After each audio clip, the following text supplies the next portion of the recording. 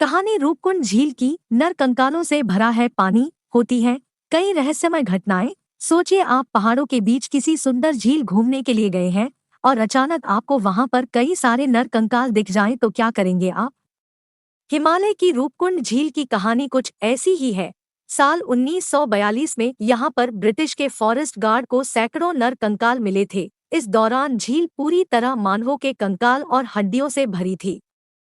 इतने सारे कंकालों और हड्डियों को देख ऐसा आभास होता था कि शायद पहले यहाँ पर जरूर कुछ न कुछ बहुत बुरा हुआ था।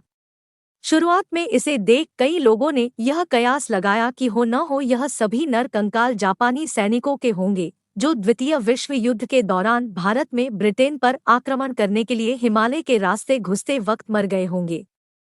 उस वक्त जापानी आक्रमण के भय से ब्रिटिश सरकार ने फौरन इन नर कंकालों की जांच के लिए एक वैज्ञानिकों की टीम को बुलाया। जांच के बाद पता चला कि ये कंकाल जापानी सैनिकों के नहीं थे, बल्कि ये नर कंकाल तो और भी ज्यादा पुराने हैं। इसके बाद समय समय पर इन कंकालों का परीक्षण होता रहा। इन परीक्षणों के आधार पर वैज्ञानिकों के मत अलग अलग सामने निकल कर आए। कई वैज्ञानिकों का कहना है कि वर्षों पहले यहाँ पर कई लोगों की मृत्यु हिमस्खलन के चलते हुई, तो दूसरे वैज्ञानिकों का कहना है कि इन लोगों की मौत किसी महामारी के कारण हुई। रूपकुंड झील में नर कंकाल क्यों है और कैसे हैं, इस पर वैज्ञानिकों का मत एकसमान नहीं है। हालांकि 2004 में हुए एक अध्ययन ने रूपकुंड झील से जुड़े कई चौंकाने वाले खुलासे किए। इस अध्ययन के जरिए यह पता चला कि ये कंकाल 12वीं से 15वीं सदी के बीच के थे। डीएनए जांच के बाद कई नई चीजें सामने निकल कर आईं। यह भी पता चला कि इन कंकालों का संबंध अलग अलग भौगोलिक जगहों से था।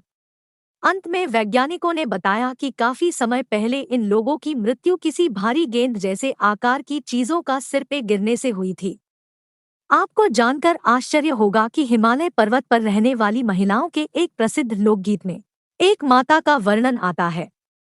लोकगीत के मुताबिक ये देवी माता बाहर से आए लोगों पर गुस्सा करती थी, जो यहाँ आकर पहाड़ की सुंदरता में खलल डालते थे।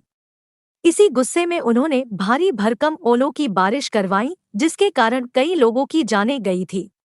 गौरतलब बात है कि 2004 में हुए रिसर्च में यही बात सामने निकल कर आई थी कि अचानक हुई भयंकर ओलावृष्टि से इन लोगों की जानें गई होंगी।